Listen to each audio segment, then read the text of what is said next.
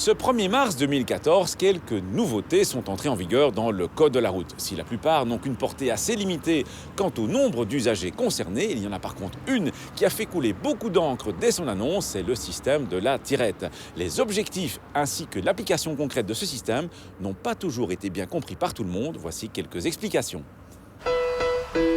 La tirette a pour objectif de mieux utiliser l'espace disponible et de fluidifier le trafic à hauteur d'un rétrécissement de la chaussée, dès lors que la circulation est fortement ralentie. Peu importe que le rétrécissement soit dû à des travaux, à un accident ou encore un aménagement permanent de la chaussée. Jusqu'ici, en cas de ralentissement près d'un tel rétrécissement, la majorité des conducteurs se rangeaient très longtemps à l'avance sur la bande qui devait continuer. Cela avait pour conséquence de former une longue file d'un côté et de l'autre de laisser libre une bande utilisée malgré tout par quelques conducteurs. Ces derniers se rangeaient par la suite un peu n'importe où dans la bande qui continuait, avec parfois de l'hostilité à leur égard de la part des usagers qui faisaient la file depuis un certain temps. C'est de tout cela dont on ne veut plus. Désormais, à l'approche d'un rétrécissement, si des fils se forment, on vous demande d'utiliser toutes les bandes de manière équilibrée et de procéder à une intégration alternée de ces fils juste avant le rétrécissement. Cela veut tout d'abord dire qu'il faut perdre cette habitude de former une longue file très tôt avant le rétrécissement. Ensuite, les conducteurs qui sont sur la bande qui va disparaître doivent faire preuve de patience et d'ordre. Ils ne peuvent en effet se rabattre qu'à un et un seul endroit, juste à hauteur du rétrécissement, et un seul véhicule à la fois. Pas question de le faire plus tôt, pas question non plus de vouloir se rabattre à deux véhicules en même temps. Pour bien effectuer cela, nous vous recommandons d'ailleurs d'adapter votre vitesse de manière à vous positionner en quinconce par rapport au véhicule de la bande sur laquelle vous allez devoir vous rabattre, de manière à déjà préparer convenablement votre intégration une fois arrivé pile à l'endroit du rétrécissement. Du côté des conducteurs de la bande qui va continuer tout droit, ceux-ci doivent laisser devant eux, à hauteur du rétrécissement, de la place pour qu'un véhicule de l'autre file puisse s'insérer. C'est une obligation pour eux de céder le passage.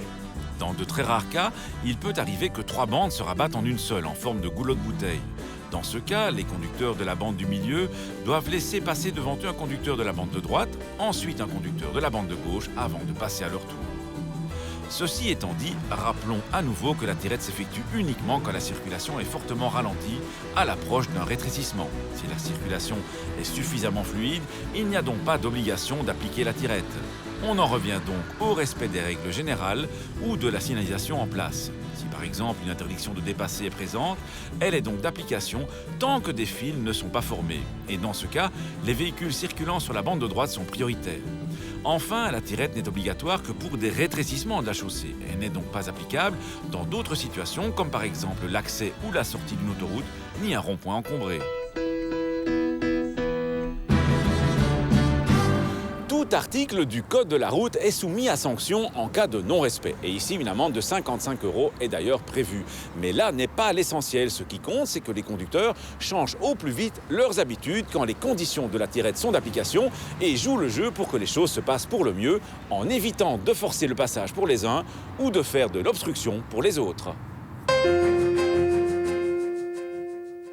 À la question de la semaine dernière, il fallait répondre que dans une rue cyclable, la vitesse maximale autorisée est de 30 km/h. À gagner cette semaine 2 fois une enceinte sans fil pour smartphone.